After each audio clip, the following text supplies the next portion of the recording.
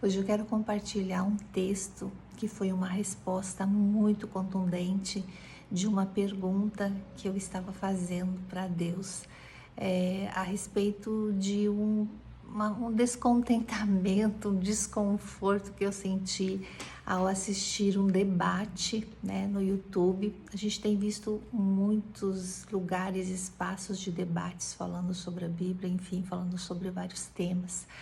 E o debate às vezes é necessário, mas aquele debate ele foi para um lado assim que perdeu a credibilidade doutrinária, apresentou muita incoerência com relação aos frutos do Espírito descrito na Bíblia, né, que é mansidão, domínio próprio, humildade. Então eu fiquei buscando de Deus uma resposta e falei: Deus, até que ponto a Bíblia é um instrumento de debate, né? Fala comigo sobre isso. E foi muito impressionante. Eu queria que você acompanhasse comigo a leitura desse texto. Começa dizendo assim para Timóteo: recomenda estas coisas, dá testemunho sobre a todos perante Deus, para que evitem contendas de palavras que para nada aproveitam, exceto para a subversão dos ouvintes.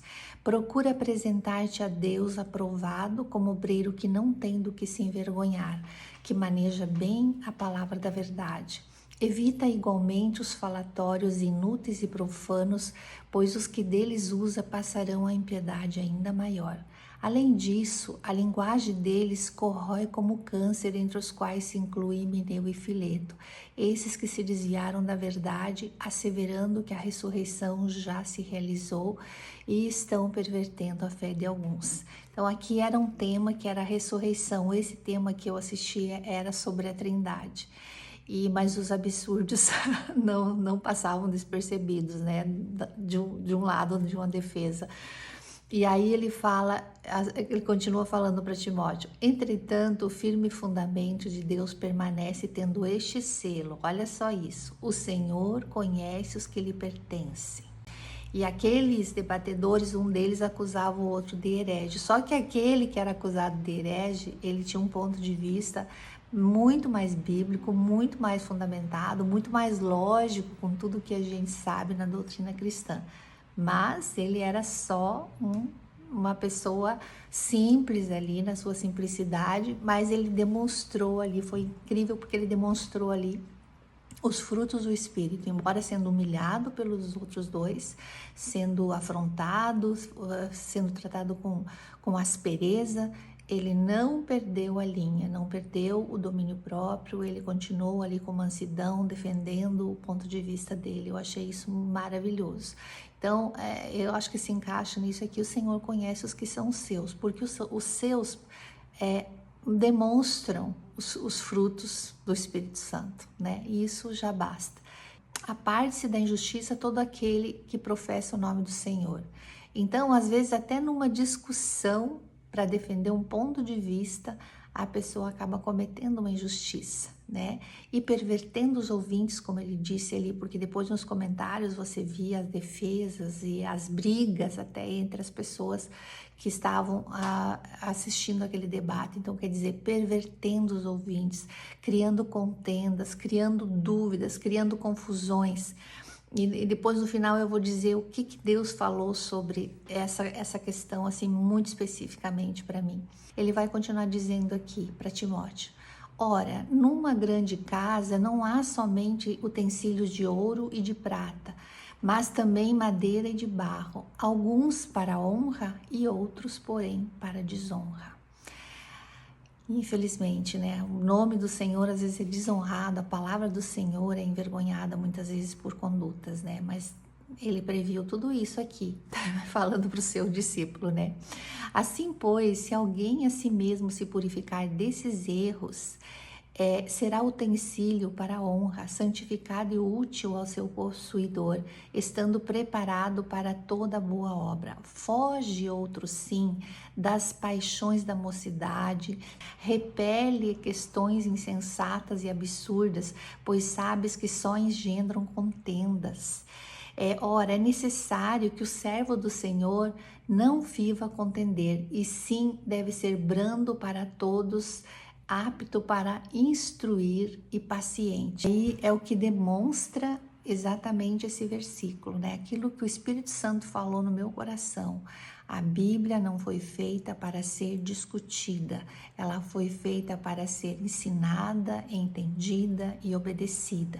Então, olha o que ele diz aqui, que é necessário que o servo do Senhor, se realmente está servindo a Deus, se não está prestando um desserviço em relação ao Evangelho, ele diz assim, ó, não viva a contender, e sim deve ser brando para com todos, apto para instruir e paciente. Então, se está instruindo, a pessoa não está entendendo, tem que ser paciente para ensinar, mas não contender. Isso não passa pelo crivo da doutrina dos apóstolos.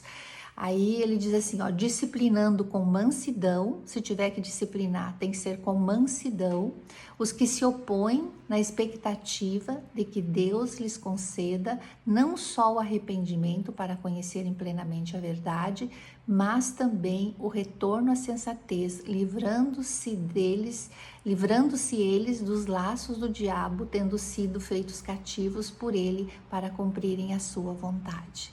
Então ele falou assim, se alguém está, contendendo, sendo resistente à palavra, você tem que insistir em ensinar, porém com mansidão, para que porventura a pessoa que está sendo insensata em relação à Bíblia se arrependa e seja arrebatada das garras do engano, das garras de Satanás, que é o pai da mentira e do engano. Então, este é o nosso dever e eu fiquei muito grata ao Senhor por esse esclarecimento, porque eu sinceramente fiquei muito triste depois que eu assisti aquele que não era nem um debate, era um embate, uma contenda, uma discussão, uma confusão em torno da palavra aquilo. Depois da sequência, ele vai falar, ele segue falando, e aqui na sequência do capítulo 13, ele vai dizer para Timóteo, porque nos últimos tempos as pessoas estarão, e ele descreve tudo que, depois se vocês tiverem curiosidade, vejam ali no capítulo 3, as pessoas que estariam nos rebatendo nos últimos tempos, e é um motivo a mais para a gente compreender que a Bíblia não é objeto de discussão e contenda. Ela é um instrumento que nos educa para a justiça. E se ela não estiver servindo para educar, não deve ser também um instrumento para desavenças, né? Então, se a gente está num ambiente em que as pessoas começam a escarnecer da palavra, não querem realmente ouvir e entender, eu creio que é um lugar que nós temos que deixar, né? E entregar nas mãos do Senhor e nos calar, porque às vezes o silêncio fala muito mais do que palavras que às vezes podem até confundir aqueles que olham para nós e esperam ver uma postura real de testemunho de Cristo. E às vezes nós damos lugar à nossa velha natureza no embate dessa proporção. Eu creio que é uma resposta muito clara, que não deixa dúvida de que Deus não nos chamou para contenda, para dissensões, para confusões, mas Ele nos chamou para paz. E quando nós formos compartilhar a palavra de Deus, o nosso testemunho de transformação, e houver resistência que causa embate, e nós percebermos que a pessoa não está querendo ouvir, então nos afastemos. Foi isso que Jesus falou para os discípulos. Ele falou, quando chegarem num lugar, saúdem com paz.